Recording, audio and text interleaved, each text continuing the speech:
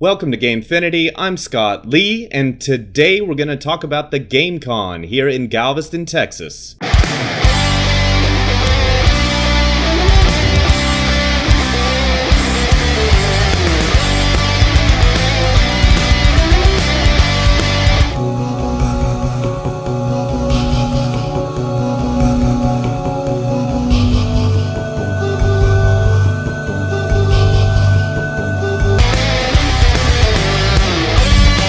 The GameCon is a gaming convention here in the Houston area. I wanted to go. I applied for a media pass. They gave it to me. I was super thrilled. Thank you so much, the GameCon, for granting Digicades a media pass to the event. There were a lot of different events going on there as far as actual gaming, and I was very excited to see that. So there was a Super Smash Bros. Tournament. There was a Street Fighter V tournament.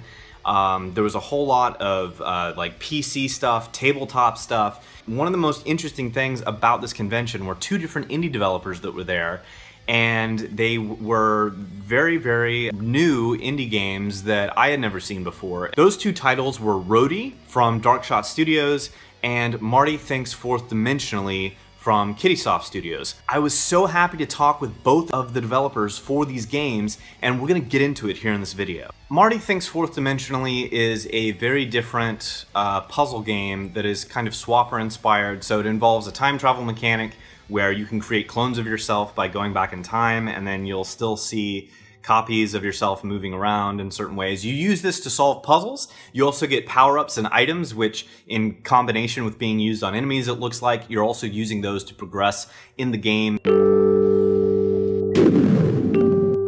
game just went on sale on itch.io, and you can pick it up off the website. It has two modes, a single player mode, which has about 50 levels, and a multiplayer mode, which I can show you off in a few seconds here. And is this PC? PC Mac. PC Mac? Okay. We'd like to put it on other platforms, but for now, like I said, itch.io, try and build up some funds and see if we can put it onto more platforms. Okay, and so what's it all about? So you play as this robot Marty, and the story in it is that he has been isolated alone on his facility, floating through space. His creator has long since died, so now he's going kind of on a self-discovery journey. He's thinking, well, if I can rebuild a robot, why can't I rebuild a person? When I talked with Jonathan Stauffer about the story, I was like really weirded out with the fact that I did not react more strongly to what he told me. Space, his creator has long since died, so now he's going kind of on a self-discovery journey. He's thinking, well, if I can rebuild a robot, why can't I rebuild a person? And that has so much potential in terms of the storyline of that game. I mean, puzzling and gameplay aside, there's a lot of potential emotional impact with that. And I think that the art style, now that I'm looking at it more closely, is very tied to that. I don't know. I don't even know what to say about it. It's just fascinating to think about the possibilities with a title like that. So along his journey, he comes across this device right here called the Time Portal device. And what it does is it allows him to create duplicates of himself through time that allow him to solve puzzles. And you add in a bunch of abilities. The demo right now only has the basic fireball. Final game, like I said, it has about 50 levels in it. So eventually you'll get like shields and ice beams and rockets, all sorts of fun little gadgets that all have their own special uses in solving puzzles. A nice thing I actually added is you can actually fast forward and rewind as you're doing past actions. You can see your past self. So if you're solving puzzles, you can avoid waiting around by just fast forwarding his actions, and if you miss something, you can rewind him, give yourself another chance. I spent a lot of time trying to develop ways to make it a lot less harsh on the player if they screw up, because a game like this can be very repetitive if you don't put in those safeguards. Like, so if you make a little mistake, you can rewind and just correct your one little error.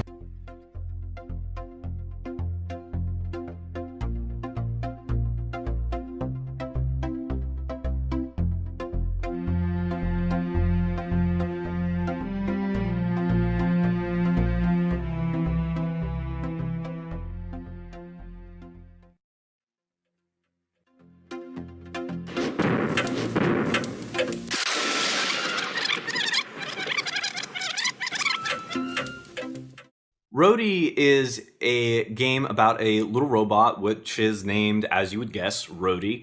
And you're cleaning up these little bugs that have infested this house from an evil arch nemesis named Dr. Nano. I talked with the developers of Darkshot Studios about the game and asked them what is one of the things that really differentiates this as a platformer. It's definitely that aspect of using this vacuum to move objects around in your environment, using the enemies to your advantage, using different items to solve the puzzles to progress in the levels. They had expressed to me that they do have a Wii U development kit from Nintendo. They're actually looking at what is it going to take to bring their game to the Wii U. I also asked them if the Nintendo NX, following very, very quickly, potentially in March of 2017, if that would have an impact on their Wii U release. They did say maybe, but right now the plan is, since we have the dev kit, let's bring it to the Nintendo Wii U. Thank you so much for watching.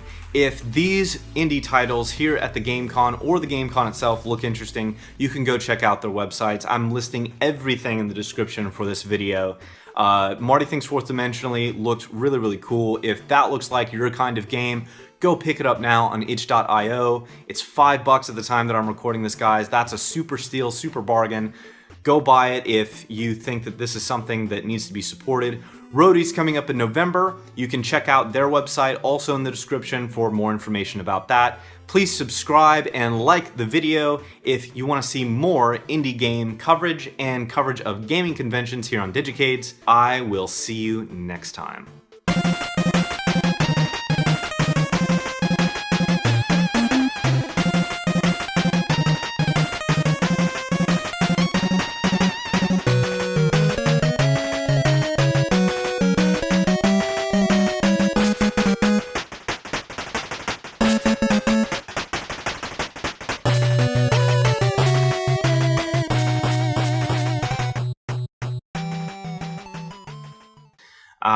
For a game convention.